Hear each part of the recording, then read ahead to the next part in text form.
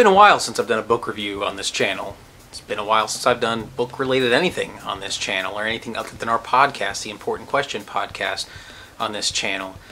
And specifically regarding the book reviews, I think the reason is because I got tired of the effort it takes to make a book review. It seems as though it's not that time intensive, and it shouldn't be, but I found myself taking more notes about books than actually paying attention to the books themselves. And really I want to get back to just enjoying books for book's sake. I want to enjoy the reading experience again rather than taking notes and all that crap. So with that in mind, what I feel what I'm going to start doing, and I hope and feel that this will be a valuable thing, and I'll continue to do it, is rather than poring over a book as I read it to find things that I can talk about for a book review, thus taking away from the experience of reading, I'm just going to read it, no notes, no anything, enjoy it for enjoyment's sake, and then after I get finished with the book, then I'll make a quick video review about the book and just mention the things that stood out to me, because chances are those are the important things anyway, right? Why get into the minutia of things if those really aren't important and if those aren't going to be memorable anyway?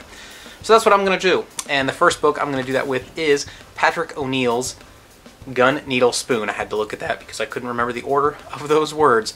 Gun, Needle, Spoon. It is a drug memoir, basically, and it has with it a lot of the typical drug memoir-y type stuff. It's basically a series of events or scenarios in this guy's life, Patrick O'Neill, that are crazy and involve drugs. There's no real narrative holding the entire thing together, which is probably the biggest fault that I really found with the book.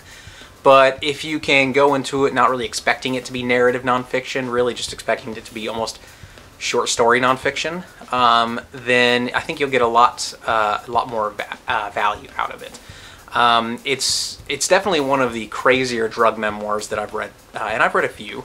The stuff that happens to Patrick, or the stuff that Patrick experiences, is well beyond what any sane, normal person should experience throughout their lifetime. He experiences people dying of overdoses, I think multiple times if I remember correctly.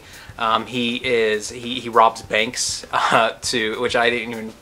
It's weird to imagine bank robbery as an actual thing that people do. It just seems like so much one of those things that's just like a movie thing. But yeah, robbing banks and robbing people to get money to get drugs.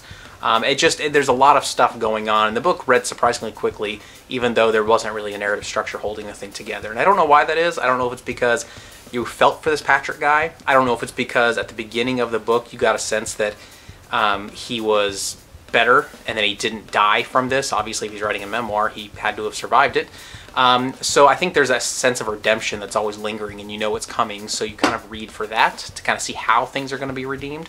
It's not really until the latter, maybe fourth of the book, that you really start to get an understanding about how things are going to come together, and that's really when the book kind of takes off. There's this narrative element where Patrick O'Neill he gets a jury summons to be part of jury duty, and so just that alone, that concept alone, is incredibly interesting, because he's this guy who's basically been at the bad end of the system his entire life, and here he is with the chance to be a part of what is supposed to be the good part of the system, being selected as a jury candidate.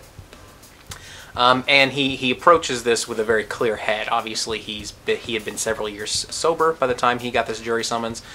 So he approaches it with a very clear head and understands where he's been, and understands rationally that shouldn't affect what his decisions will be in the case that he may or may not be charged with having to jury,